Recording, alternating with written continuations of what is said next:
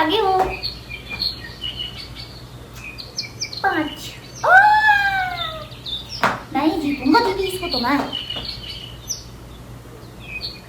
दीदी तेरी बारी है, क्या सर गुजारी है खेलना।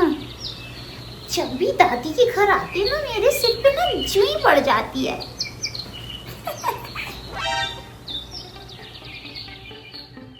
दीदी वो देखो, वो लोग छोटे छोटे भैंस के बच्चों को रस्सी से बांध के ट्रक में फेंक रहे हैं। पापा मम्मी जल्दी आओ, ये देखो यहाँ क्या हो रहा है। हे भगवान, ये तो सारे नर बछड़े लेते हैं। कौन है ये लोग और इन्हें ठूस के कहाँ लेके जा रहे होंगे। रुको रुको, माई को बुलाता हूँ, उसको पता होगा। अरे काहे शोर मचा रहा है, गांव आके भी शांति नहीं मिलता क्या तुम बच्चा लोग को। दादी ये लोग कौन है और ये बछड़ों को गाड़ी के अंदर कहाँ से ला ला के भर रहे हैं। अरे वहाँ एक ठो डेयरी है, हर महीने का नाटक है इनका। आते हैं और नर बछड़े लेके चले जाते हैं, क्योंकि नर बछड़े तो दूध नहीं दे सकते ना। तो उनको कत्ल करवा दो मीट खाने वालों के लिए। अरे रुको रुको, साल 2024, पौष का महीना आ गया, धर्म के नाम पर कत्लेआम का त्योहार। क्या कहना चाह रहे हो। ओ हम बुड़बक, हम ही भूल गए, ये सारा बच्चा नेपाल बॉर्डर पर लेके जा रहा है। नेपाल? लेकिन क्यों? गढ़ी माई के मेले में दुनिया का सबसे बड़ा हिंदुओं का वो त्योहार, जहाँ पर लाखों जानवरों की निर्मम हत्या की जाती है, बलि बोलकर, धर्म के नाम पर। धर्म? धर्म का मतलब समझते भी हैं, बस त्योहार मनाने में आ गए हैं। क्या गढ़ी माई सिर्फ इंसानों की माई है? ये पशु पक्षी भी तो उन्हीं के बच्चे हैं। देवी का तो मतलब ही होता है प्रकृति। हाँ, और हिंदू धर्म में तो पेड़ पौधे, पशु पक्षी, कीड़े, पर्वत, आकाश, नदियाँ, इन सब की तो पूजा होती है। तो हम इन्हें मार कैसे सकते हैं? अरे शक्ति माने प्रकृति, और हर देवी उसी प्रकृति का रूप है, जिनके पति हैं शिव। पौराणिक कथाओं में भी वर्णन है कि यमराज देवता का प्रिय है भैंसा, जो भगवान शिव के रुद्र रूप की जंघा से पैदा हुआ था। हाँ, उसका नाम है पौंड्रक।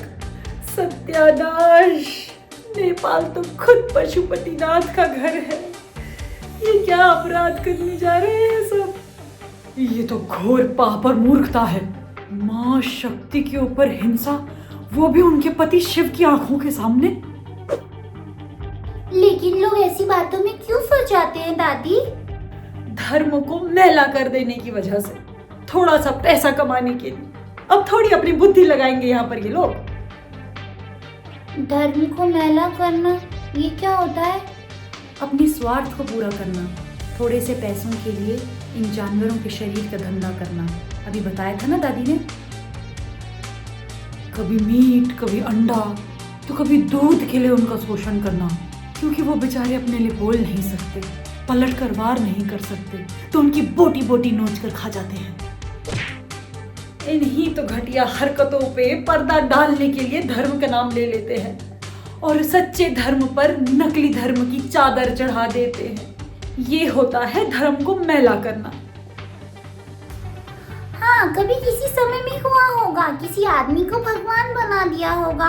अब वो जो गलत काम करता है उसको भी सही समझ के फिर वो जिंदगी भर करते रहते हैं और उसको परंपरा बोल देते हैं।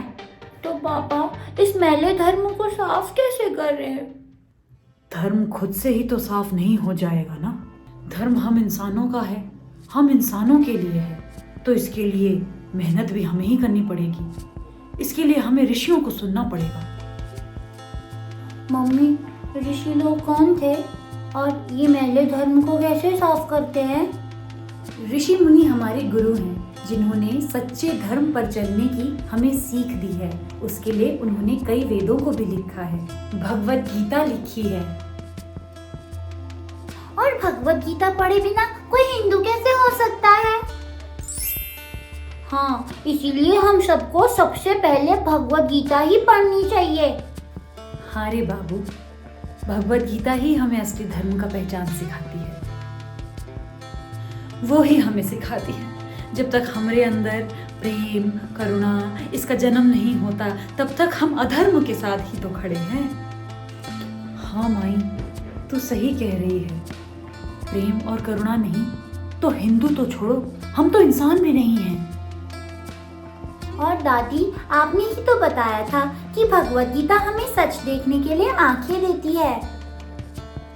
आंखें नहीं देती, आंख पे पड़ी हुई पट्टी हटाती है। शाबाश मेरे बच्चे, तुमने भगवत गीता को मन लगा के पढ़ा है।